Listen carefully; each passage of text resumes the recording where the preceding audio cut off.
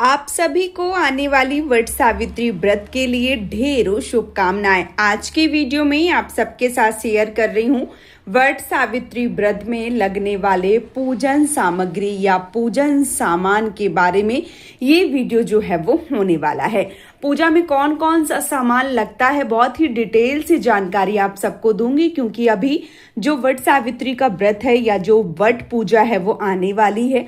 और ऐसे में आप सब ये सामान नोट कर सकते हैं, फोटो क्लिक कर सकते हैं और वट सावित्री व्रत वाले दिन इसी तरीके से सामान आप लेकर और जो पूजा अर्चना है वो कर सकते हैं।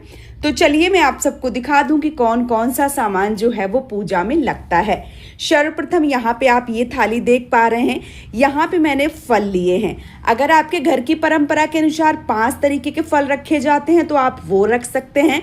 यदि आपके यहाँ खरबूजे केवल या आम रखे जाते हैं तो वो रख सकते हैं, या कोई भी फल जो है वो आप ले सकते हैं।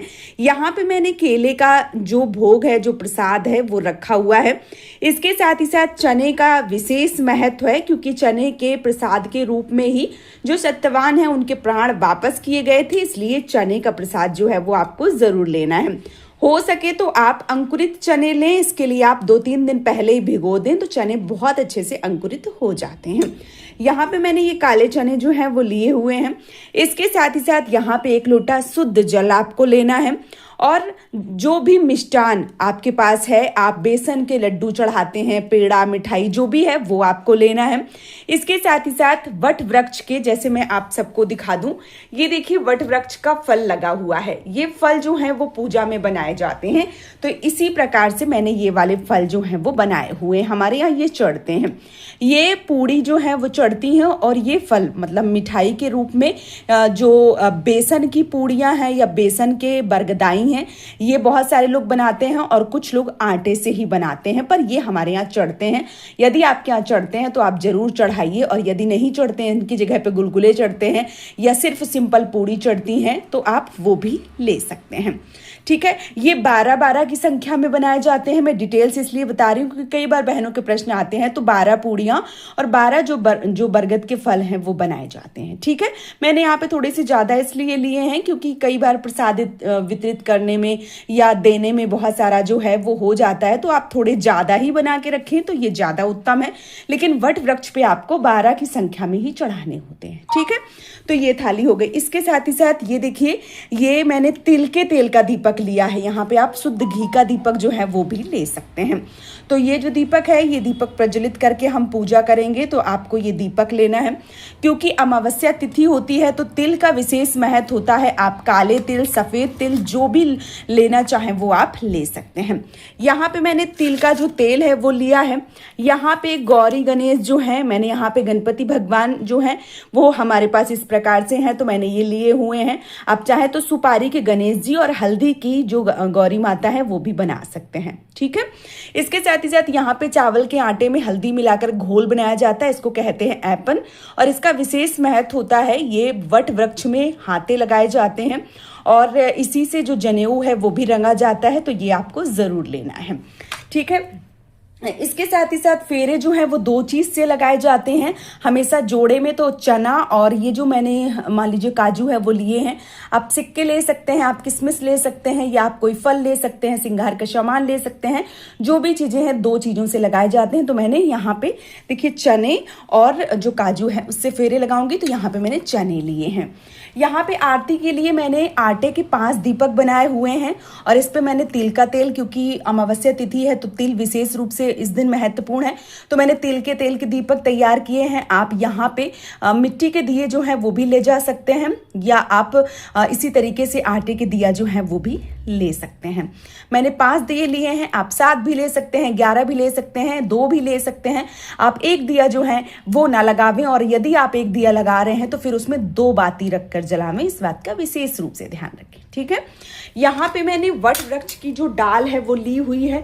देखिए गर्मी बहुत ज़्यादा हो रही है, मैं तोड़ के जब मैंने मंगवाई तो उस समय बहुत अच्छी थी, लेकिन ये थोड़ी सी मुरझा रही है। तो ये जब वट की जो डाल है वो लेकर आए तो याद रखें ये कोप जो फल होते हैं वो लगे होने चाहिए इस प्रकार से, क्योंकि इसी से व्रत का पारण होता है। तो इस प्रकार से आपको जो वट की डाल है वो लेनी है, और यदि आप पेड़ पे पूजा कर रहे हैं तो फिर ये लेने की आवश्यकता नहीं होती है, ठीक है। वट वृक्ष में पहनाने के लिए कोई भी लाल पीला कपड़ा, सफेद कपड़ा, तो वो मैंने यहाँ पे पहना के रखा हुआ है।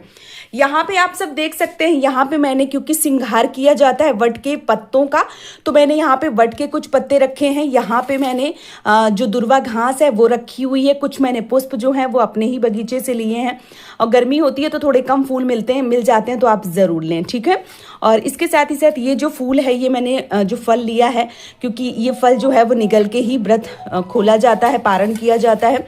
और कलश की स्थापना कर रहे हैं तो आम के या अशोक के 5 पत्ते 7 पत्ते पंचपल्लव जो है वो जरूर रखना चाहिए, ठीक है। तो ये चीज़ें हो गई।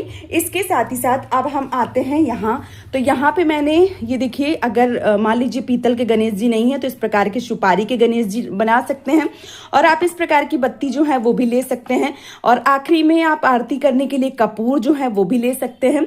इसके साथ ही साथ यहाँ पे धूप बत्ती भी मैंने रखी हुई है।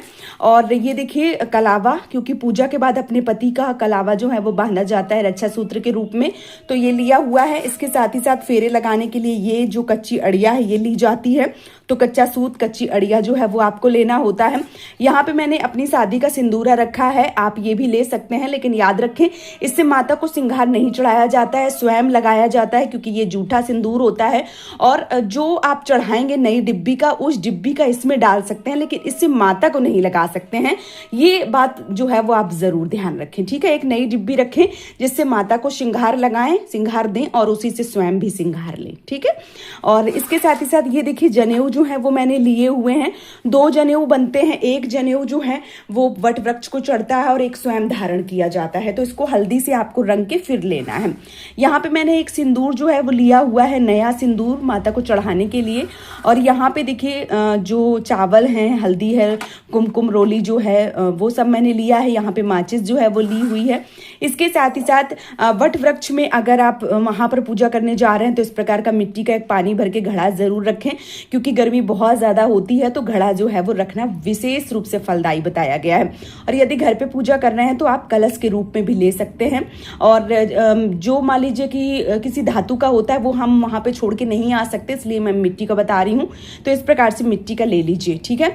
और ये जो कच्चा सूत है वो मैंने रखा हुआ है, 2 मैंने, क्योंकि फेरे में कहीं कम ना पड़ जाए इसलिए मैंने 2 लिए हैं। आप देख लीजिए अगर कम पड़ जाता है तो फेरे पूरे करें और सूत जो है वो वहीं पर आप खोज दीजिए, ठीक है।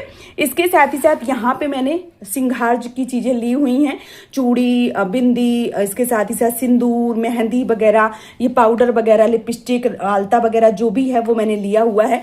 आप 16 श्रृंगार की सामग्री ले सकते हैं, या आप 5-7 सामग्री जो है वो भी ले सकते हैं।